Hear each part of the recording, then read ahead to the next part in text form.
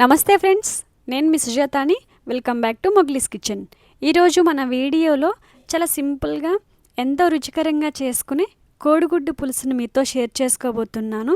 ఉడికించిన గుడ్లతో చక్కటి గ్రేవీతో అన్నంలో కలుపుకొని తింటే రుచి చాలా చాలా బాగుంటుంది. ఈ కోడిగుడ్డు పులుసు పుల్ల పుల్లగా కారం కారంగా చాలా కమ్మగా ఉంటుంది.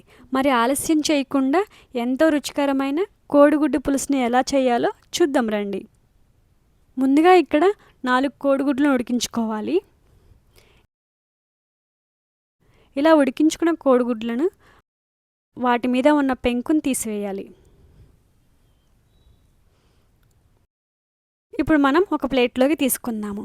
అలాగే పులుసు కోసం గిన్నెలోకి నిమ్మకాయ సైజంత చింతపండును తీసుకొని వాటర్ పోసుకొని 2-3 సార్లు శుభ్రంగా కడిగి చింతపండు నుంచి చింతరసాన్ని తీసుకోవాలి. అలాగే ఇప్పుడు పులుసు కోసం 4 మీడియం సైజు ఉల్లిగడ్డలను తీసుకోవాలి. వాటి మీద ఉన్న పొట్టు తీసేసి శుభ్రంగా కడిగి పక్కన పెట్టుకోవాలి. ఇలా కడిగిన ఉల్లిపాయల్ని మనం చిన్న చిన్న ముక్కలుగా కట్ చేసుకోవాలి. అలాగే స్టవ్ ఆన్ చేసి ప్యాన్ పెట్టుకొని 2 టేబుల్ స్పూన్ ఆయిల్ వేసుకోవాలి. ఆయిల్ వేడెక్కాక ఒక ఎండుమిర్చి, 1/2 టీ స్పూన్ పచ్చిపప్పు, 1/2 టీ స్పూన్ మినపప్పు, 1/2 టీ స్పూన్ ఆవాలు, 1/2 టీ స్పూన్ జీలకర్ర వేసుకొని లైట్గా ఫ్రై చేసుకోవాలి. అది కాస్త ఫ్రై అయ్యాక 1/2 టీ స్పూన్ పసుపు, 2 రెమ్మల కరివేపాకు వేసుకొని ఫ్రై చేసుకోవాలి. మనకి తాలింపు ఫ్రై అయ్యాక మనం ముందుగానే కట్ చేసుకున్న ఉల్లిపాయ ముక్కలను వేసుకొని బాగా కలుపుకోవాలి. మనకి ఇక్కడ ఉల్లిపాయ ముక్కలు వీలైనంత సన్నగా కట్ చేసుకోండి, పులుసు అనేది బాగుంటుంది. అలాగే మనం ముందుగానే ఉడికించుకున్న కోడిగుడ్లను వేసుకొని బాగా కలుపుకోవాలి. ఇప్పుడు మూత పెట్టి ఒక 5 నిమిషాలు ఫ్రై చేసుకుందాము. 5 నిమిషాల తర్వాత చూస్తే మనకి ఉల్లిపాయ కోడిగుడ్డు చక్కగా ఉడికింది. అలాగే 2 పచ్చిమిర్చి, 1.5 టేబుల్ స్పూన్ సాల్ట్ వేసుకొని బాగా కలుపుకోవాలి.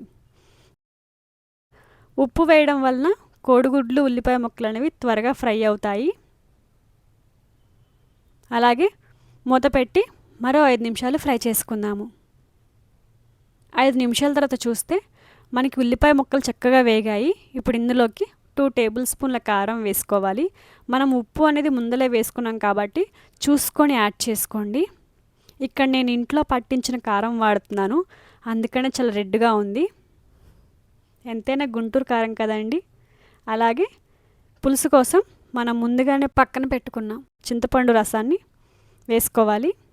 అలాగే గ్రేవీ కోసం 1 కప్పు వాటర్ని వేసుకొని మూత పెట్టుకొని 10 నిమిషాలు ఉడికించుకోవాలి.